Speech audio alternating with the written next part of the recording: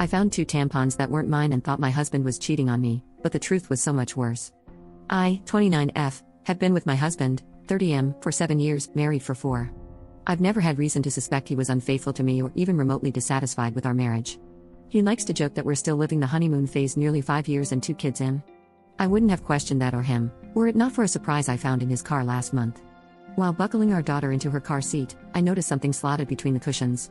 I pulled it out and saw that it was a tampon.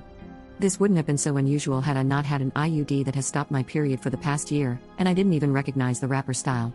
I brought it to my husband's attention, and he didn't seem to understand what it was, let alone why I was holding it, until I told him where I'd found it and why I was almost certain it wasn't mine. He shrugged and said it probably belonged to his coworker, Fiona. It's not uncommon for my husband to carpool to lunch with his coworkers, and we're both fairly close to Fiona and her husband, so I figured it was entirely possible the tampon had slipped out of her purse whenever he had driven with them or offered her a ride. No big deal. I put it out of my mind until we had dinner with Fiona and her husband a couple of weeks later. I had sincerely wanted to believe my husband. I just couldn't get over the way it had been tucked in the seat, and how my husband seemed to have no regard for it whatsoever. Maybe he was playing dumb or something, I don't know. So I did something that I now feel kind of crazy for doing. I faked an emergency and asked Fiona if she had any tampons while we were out together. She handed me one almost identical to the tampon I'd found in our backseat, and I breathed a sigh of relief. So the tampon, there was probably the same tampon here, and in all likelihood, there was an innocent explanation as to why it had been left in the backseat in the first place. I thought I'd seen the last of the out-of-place feminine hygiene products until I found another tampon this morning. This time, in my sock drawer.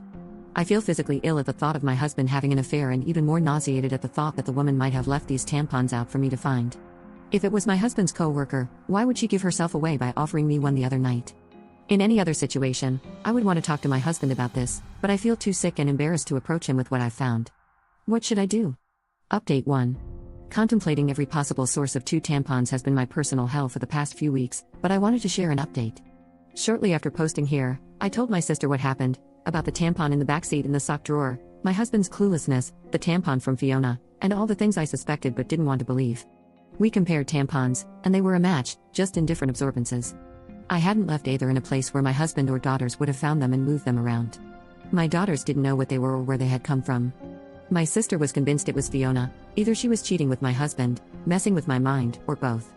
Direct confrontation of either party still seemed like a bad idea, so she suggested inviting Fiona and her husband over for our Labor Day barbecue. Unfortunately, they already had plans. My sister and I agreed that it was too soon for cameras without any other evidence, so it was just a waiting game from there. I watched my husband for any changed behavior, our house for any misplaced or foreign items, and even asked the girls if they've met anyone new recently. My sister's husband was adamant on this last point, and partly why he was inclined to believe that the tampons were harmless. If anything had been happening in or around our home, he said, it would be nearly impossible to keep it from me and the girls since my husband was the one taking them to and from daycare and most other activities during the week. I felt a good bit of consolation in that.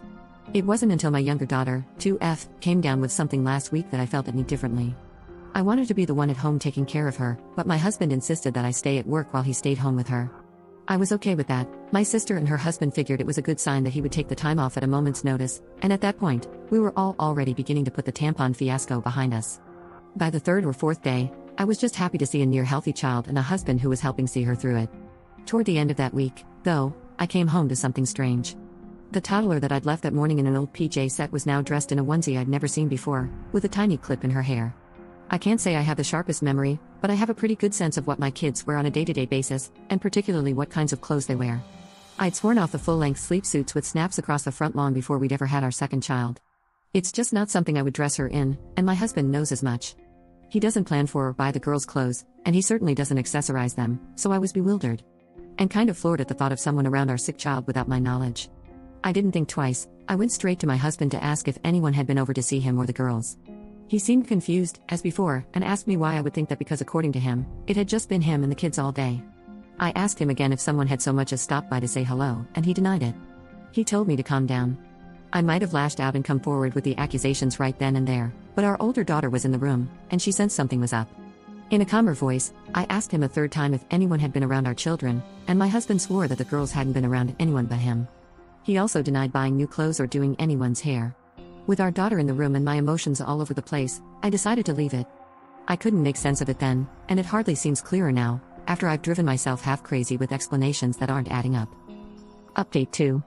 After nearly losing my mind over a hair clip and a onesie, I realized I wasn't getting anywhere with the accusations and half-baked guesswork. I had become so absorbed in the paranoia and misery of my situation that I wasn't sleeping, eating, or caring for my kids the way I should have been.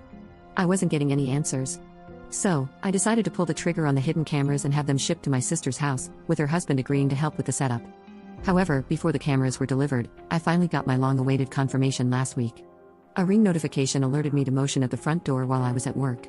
Half expecting to see a delivery person, pet, or lawn care salesman for the 15th time, you can imagine my surprise when I saw a clip of a young woman leading my daughter into the house hand in hand, with my husband and the other daughter close behind them.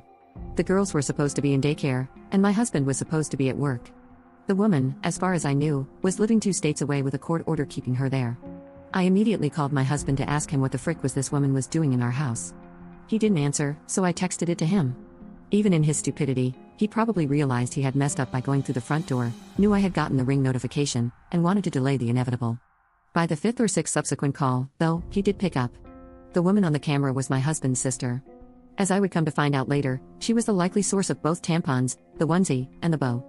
She is also a registered sex offender and a recovering addict, who spent the better part of her adolescence and young adulthood coercing the silence of another one of my husband's family members after she did things to them.